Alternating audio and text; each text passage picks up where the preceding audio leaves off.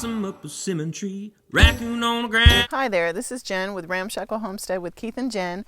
I'm here with Sam Brown. He's going to show us a little bit about a Tumpline. So what I'm going to show y'all is how to weave a Tumpline, and I make mine about 18 foot long, and it's a process called weft twining. And well, the shoulder strap is weft twined. The main straps that you actually use to tie your load is finger woven, and then at the very end it goes down to a split tail. You split it off and you finger weave a split tail on it, but it's used to mainly I use it to secure my bedroll and tie it all up, and but you can use it for a host of things. You can tie deer up with it and drag deer out of the woods, burden bags. I mean, there's just a host of applications for it, and that's why I make it long, because in the end, if you make it short and you need it longer, you can't make it any longer. But if you make it long and you don't need the whole thing, but you can tie it up and you don't have to have the whole shebang. Well, it's good looking out. Well, you could show us how to do it here in a sec. Okay. So you start the process off. To get an 18-foot strap, you're going to lose some in the weaving process.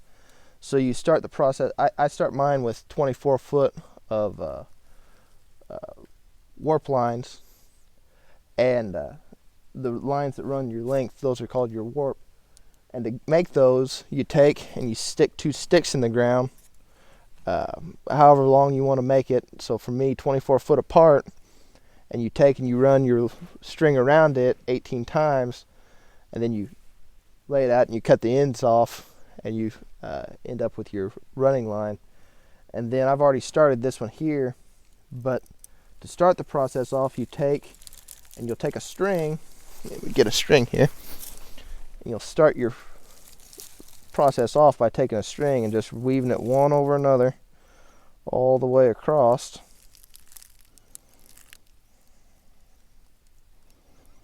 Just keeping that pattern all the way across.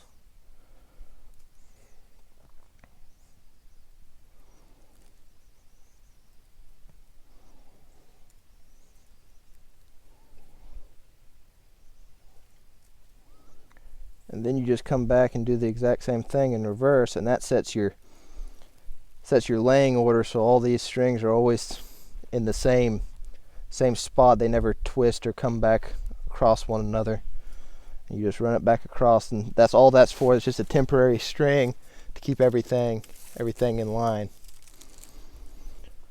And then you'll take, and on your to start your weft twining, so say this is the string I want to twine across, all you do is on your first string you'll just tie a simple overhand knot so that your tail, you leave a fairly long tail, and do it so that your tail hangs out across your twine, and then I'll lay it down in, and it'll actually get woven in to this line in the process. And you do that every time you use all the line on your shuttle.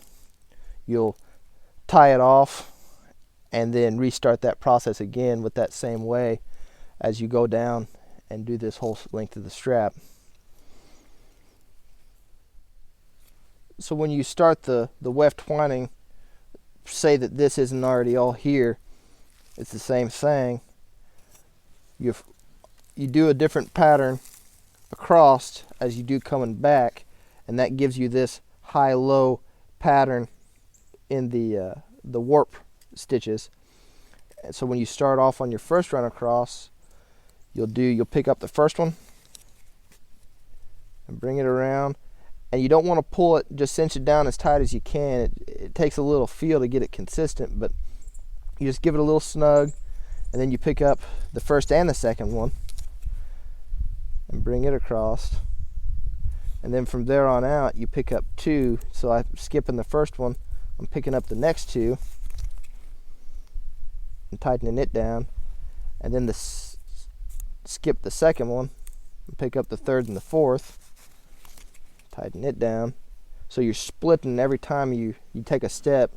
You split the first step and you pick up a new one all the way across and just give it a little cinch. Just consistency is the biggest name of the game. And every now and then I'll take and make sure everything's staying good and snug and just pull everything down with my fingers. You just pick up these two all the way across.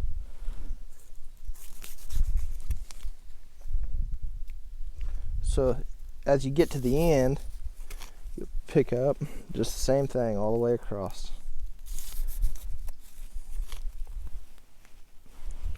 Now when you get to the end, you pick up your last two, you come in here and you pick up the very last one and go around it by itself. And then that's the end of that one.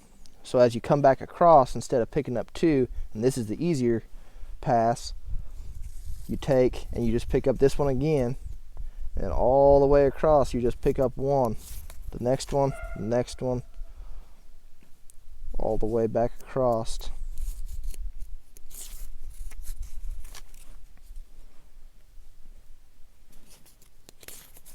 And just picking up one. So after you get done with the shoulder section of the Tumpline, the section you weft twine, I had mentioned that the actual running line of it is finger woven, and I have a little example set up here on how to finger weave. It'll apply the same way onto the Tumpline. This one's already started, so you can see the pattern you end up with. It's a diagonal finger weave, and you just take this, you start with the same one every time, and you come over, under, over, under, over, under. Then your very last one you ended with, you bring it, and this becomes your last one. Now, and a big important thing is make sure to pull that tag end out, otherwise it'll end up one big tangled knot down at the bottom and you'll be screwed.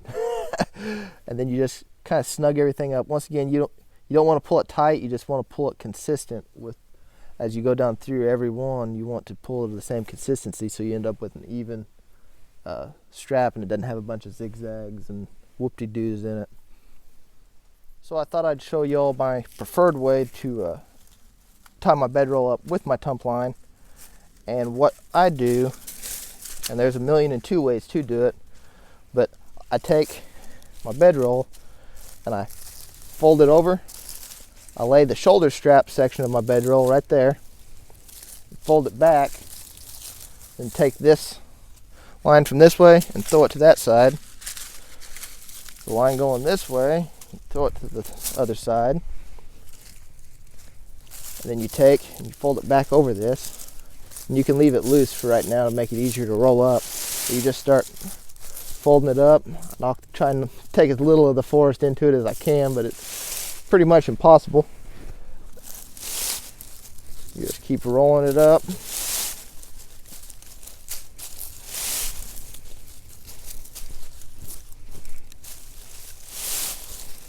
Get to the end, fold your end over.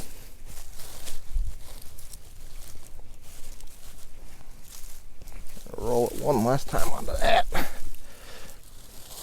And then your ends here will be wrapped around.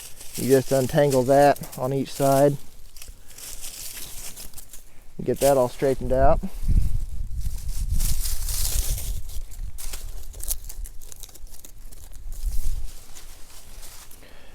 Now, my biggest word of wisdom when you tie this shoulder strap on, how the tightness you want it.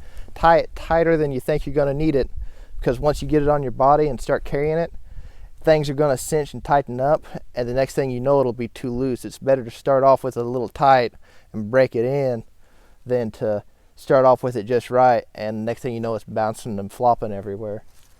But then you take and you snug this up to about where you think you're going to want it. A little tighter than that. You bring it over, you just tie an overhand knot.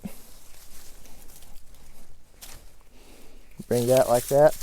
And then you take your lines and you split them opposite directions in the center. Make sure you bring this under your shoulder strap.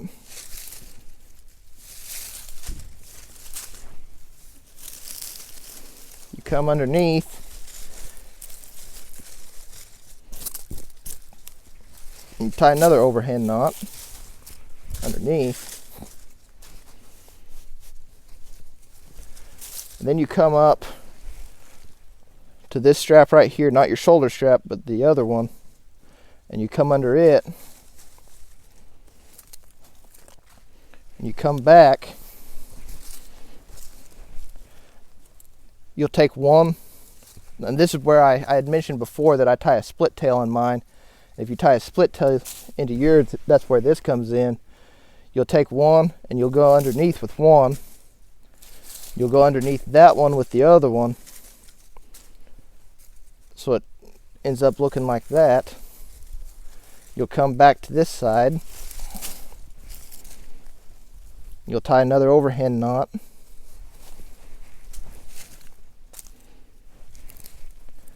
Cinch it down. And then I just tie some bunny ears right here.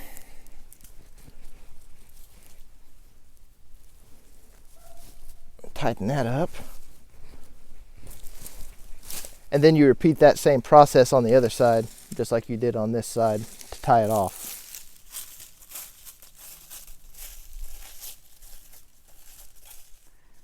Well, there you have it. So now you know how to do a bedroll and all the stuff that goes along with it.